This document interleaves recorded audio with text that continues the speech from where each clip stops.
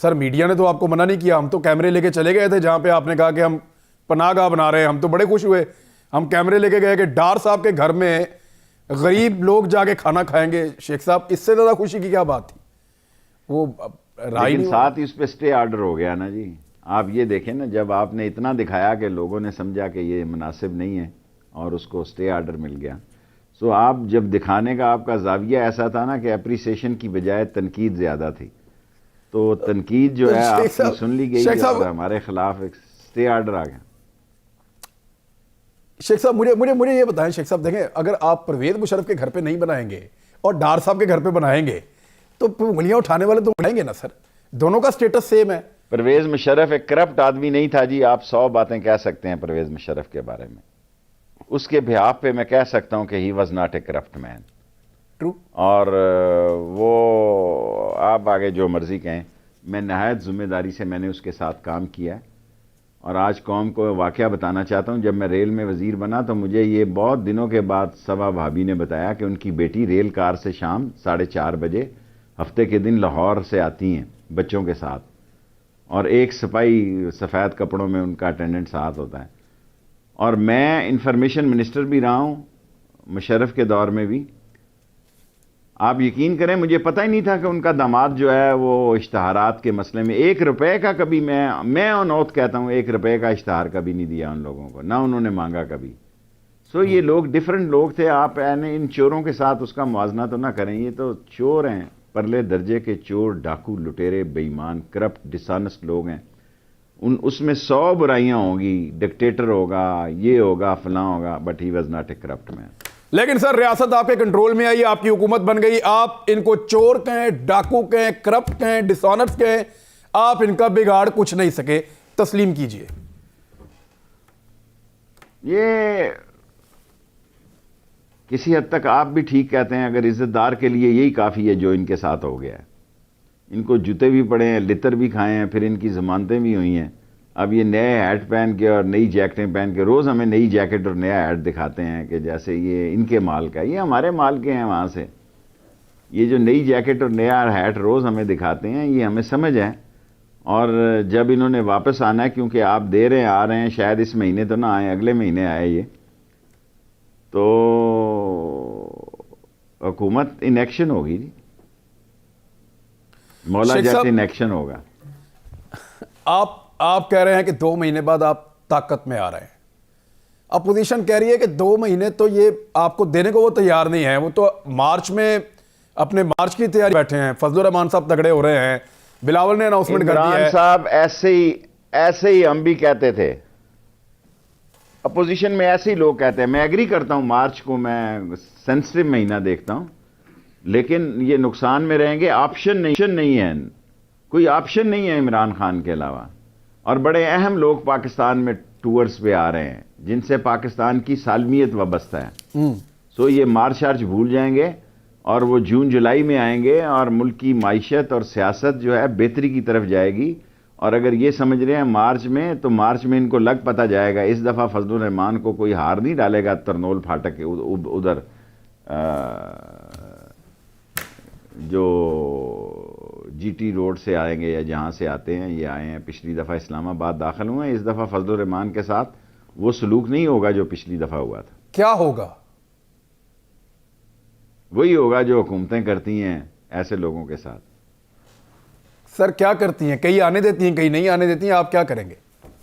मैंने आपसे अर्ज कर दिया ना, जो समझदार हैं मैं उनका लीडर हूं। मैं बेवकूफ लोगों का के लिए प्रोग्राम नहीं करता। मैंने आपसे अर्ज कर दिया वो भी चाहते हैं कि वो इन लोगों के साथ सर बहुत सारे सादे और बेवकूफ लोग भी चाहते हैं कि वो आपको फॉलो करें, तो उनकी आसानी के लिए आप बता दिया करें शेख साहब। मेरा फॉलोअर सादा नहीं है, इतना भी सादा नहीं है, उसको समझ है। मैंने कह दिया कि तुन बुन 11 हो जाएगी। अब उनके लिए मैंने कह दिया कि इस दफा तुन बुन 11 होगी। ठीक है, मरियम नवाज को बाहर जाना है। उधर पीछे मर गए हैं सारे उनके। 2 बेटे हैं, एक बेटी है, मरियम की छोटी बहन, वो भी इसी की बहन है। फिर हमजा शहबाज का छोटा भाई, पता नहीं इमरान के क्या नाम है उसका, सलमान नाम है। फिर अल्लाह आपका भला करे, मरियम के बेटे हैं, बेटियां हैं, वहां सारा टब्बर ही उधर है। अभी भी किसी चीज की कमी है तो क्यों ये समझते हैं कि इनको निकाला जाए? ये भी स्ट्रेटजी का एक हिस्सा है। लेकिन मेरा नहीं ख्याल कि इमरान खान इसकी इजाज़त देगा। मैं इस बारे में श्योर हूं कि कैबिनेट भी यूनानिमस है कि इसको नहीं जाने देना। सर तो इसके ऊपर शेख साहब आपको पता है कि फड्डा इसी के ऊपर बनेगा, क्योंकि गारंटी तो मौजूद है जनवरी में मरियम को जाना था, और ये सारा जो मामला था वो खराब इसी वजह से हुआ कि मरियम को जाना था और रोक लिया आप लोगों ने। कब तक रोकेंगे शेख साहब, और किस कीमत पे रोकेंगे? आप कितनी कीमत अदा करने को तैयार है? जो भी कीमत वो अदा करेंगे। कल मैं इमरान खान को मिला हूं, वो नहीं भेज रहा उसको। मैं आपको पता जरा सॉफ्ट कॉर्नर रखता हूं सियासी लोगों के बारे में, उनकी औलादों के बारे में, लेकिन मैं ये आपसे शेयर कर रहा हूं कि उसके पास कोई गुंजाइश नहीं है मरियम के बाहर जाने की। तो फिर पीएमएलएन के पास आप छोड़ दें। पीएमएलएन के पास चॉइस क्या है? वहां से वो खबरें किस किस्म की दे रहे हैं? यानी उनका मीडिया सेल यही दे रहे हैं, हैट पहना हुआ है, मुलाकातें हो रही पहना हुआ है, बीमारी का मसला है, अभी तक अस्पताल नहीं जा रहे, अल्लाह उनको सेहत दे। क्या खबरें दे रहे हैं जी? पीएमएलएन फर्स्ट क्लास है। पीएमएलएन जो है हमारे साथ गुड्डी है, आप बेफिक्र हैं। नहीं वो खबरें जो पार्टी हमारे साथ गुड्डी है। पीएमएलएन और पीपल्स पार्टी हमारे खिलाफ आमने सामने नहीं आएगी। शेख साहब जो लंदन से खबरें आ रही है वो ये सिर्फ कि टीवी शहबाज कैमरे शरीफ ने पीएमएलएन की क़यादत ने वहां कुछ बड़े अहम तगड़े लोगों से मुलाकातें की हैं। वो लोग पाकिस्तान से गए थे। उन मुलाकातों के बाद एक माहौल बना है, शहबाज शरीफ हंगामी तौर पे पाकिस्तान पहुंचेंगे। तो आप इसमें से क्या ढूंढ रहे हैं? ऐसा कुछ है? कुछ भी नहीं, अभी हंगामी तौर पर वो नहीं आएगा। मैंने आपको डेट दे दी है, 15, 20, 23 मार्च के बाद शायद वो आए। अभी वो नहीं आएगा। और जो अगर मुलाकात की है या नहीं की है इसका मुझे पता नहीं है, अफवाहों पे मैं नहीं जाता। वो जिनका नाम आ रहा है कल परसों मैं उनसे पूछ लूँगा किसी जगह पे आप गए थे या नहीं गए थे। लेकिन एक बात मैं फ़ौज की तरफ से बड़ा साफ शफाफ वाजे कर दूँ, फ़ौज इमरान खान के जमहूरी हुकूमत के साथ खड़ी है। और जब मैं ये कह रहा हूँ तो मैं ये पूरी जिम्मेदारी से कह रहा हूँ। ये समझे, मैं नहीं कह रहा, किसी के बिहाफ पे मैं ये कह रहा। जी शेख साहब मुझे ये बताएं कि आपकी पार्टी जो है, आप कह रहे हैं कि इख्तिलाफ राय तो वो होता है, लेकिन हमने ये देखा कि पाकिस्तान तहरीक इंसाफ में बड़ी जल्दी ग्रुपिंग हो जाती है। आपके इत्तेहादी कभी इधर भाग रहे हैं। फिलहाल तो मामला सेटल हो गया है, लेकिन क्या आपको लगता है कि ये मामला अब सेटल हो गया है हकीकतन, और अब कोई सर नहीं उठाया जाएगा अगले 3.5 साल तक? देखें, मैं बहुत पहले ये कह रहा था चौधरी कहीं नहीं जाते। थोड़ी बहुत टुक टक लगी रहती है, करीब के बर्तन आपस में टकराते हैं और आवाज़ें देते हैं, और तरीके इंसाफ के अंदर भी टुक टक लगी रहती है। ये इस मिजाज के लोग हैं, आपस में भी जोडो कराटे करते रहते हैं। लेकिन इमरान खान के अलावा, मैंने आपको इस इंटरव्यू के शुरू में कहा, कोई चॉइस नहीं है।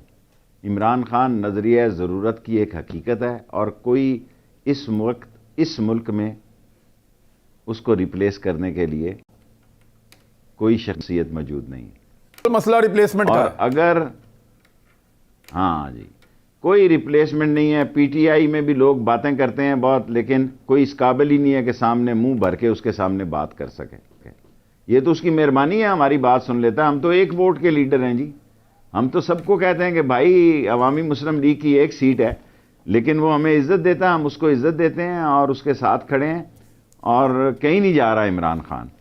मैं अपनी पूरी जिम्मेदारी से कहता हूं कि इमरान खान कहीं नहीं जा रहा। तो शेख साहब फिर इमरान खान साहब की सबसे बड़ी जो इस वक्त कामयाबी है या प्लस पॉइंट है वो यही है कि उनकी रिप्लेसमेंट कोई नहीं है इस वक्त। सही है, अल्लाह की तरफ से ऐसे हालात हैं, जो इनकी रिप्लेसमेंट हैं वो सारे आजमूदा हैं, आजमाए हुए हैं। कोई नई क़यादत, देखें ये सारे 75 साल के लीडरशिप है सारी इस वक्त इस मुल्क में, और ये बहुत बड़ा सान्य है। कोई दुनिया में 30 साल के प्राइम मिनिस्टर आ रहे हैं, 35 साल के आ रहे हैं। हम सारे 70-75 की एड़ गेड़ में बैठे हुए हैं और टीवी के सरों पे सियासत कर रहे हैं। फिजिकली हम फिट हैं कि नहीं है, मेंटली फिट हैं कि नहीं है। हर दूसरे दिन हम बीमार हो जाते हैं जब जेल जाते हैं। हालांकि जेल जाने में तो ज़्यादा जिम्मेदारी और बुर्दबारी से बंदे को कहना चाहिए कि भाई मैं यहीं हूँ। और वो जिन्होंने कहा था यहीं, उन्होंने भी बेल अप्लाई कर दी। खाकान अब्बासी साहब ने, वो कहते थे मैं बेल अप्लाई नहीं करूँगा। नवाज शरीफ का लेटर आ गया जी, नवाज शरीफ वहाँ से चिट्ठी सजनों की उन्होंने भेजी। सर जी इस मुल्क में सर उनको तो यहाँ तक है कि आप प्राइम मिनिस्टर बन जाएंगे इमरान खान के अलावा। आप शाहिद खाकान अब्बासी साहब को तो लोग प्राइम मिनिस्टर बनाने चले हुए थे। यानी आपको नहीं पता इस्लामाबाद में बाकायदा खबरें, every day is not Sunday. हर रोज इतवार नहीं होता और हर आदमी जुमा जंज के साथ नहीं होता। शेख साहब मैंने अपनी जिंदगी में ऐसा भी देखा है जी कि हम अलाई बख्श सुमरो को, मैं और चौधरी शुजात मुबारकबाद देने जा रहे थे, ऊपर से हमें कहा कि ये प्राइम मिनिस्टर आ रहा है। ये तारीखी वाकया आपको सुनाना चाहता हूं। मैं, शुजात और परवेज और पता नहीं और कौन था, 2-3 गाड़ियां थी।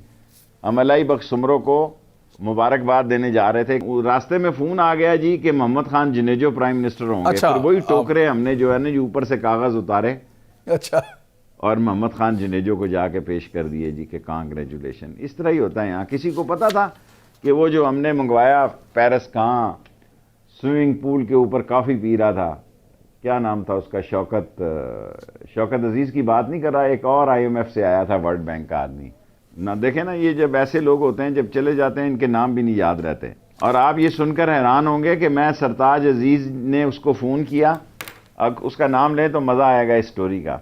मुझे ये शिद्दत से इन्वेस्टिगेशन में था कौन आ रहा है प्राइम मिनिस्टर। तो सरताज अजीज़ उसे कह रहा था मेरी कमर और आपकी कमर का साइज़ तो तकरीबन एक ही है।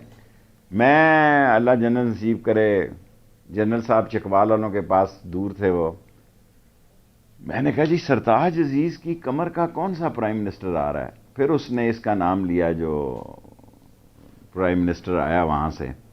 सो इस मुल्क में ऐसे भी वजीर आजम आते हैं, लेकिन इस वक्त इमरान खान, मोइन कुरैशी साहब की आप बात कर रहे हैं सर? मोइन कुरैशी, अल्लाह आपका भला करे जी। ठीक है शेख साहब, आखिरी सवाल, एहतसाब का नारा, एहतसाब का एलिमेंट, सारा कुछ हमें प्रैक्टिकली लगता है आपके ऑर्डिनेंस आने के बाद और जिस तरह जमानतें हुई हैं, एक्चुअली पाकिस्तान में ये डिसाइड कर लिया गया है एस्टेब्लिशमेंट की जानिब से और बाकी मुख्तदर हल्के जितने भी हैं या जो कॉरिडोर जिनमें आप होते हैं कि अब एहतसाब नहीं होगा। मैं ठीक कह रहा हूँ? एहतसाब के आर्डिनेंस की वजह से ये सारे जो आपके प्रोग्राम हो रहे हैं ना महंगाई के तभी हो रहे हैं, क्योंकि एहतसाब की जगह आपने ले ली है महंगाई ने, बिजली ने, गैस ने, टमाटर ने, आलू ने, मटर ने।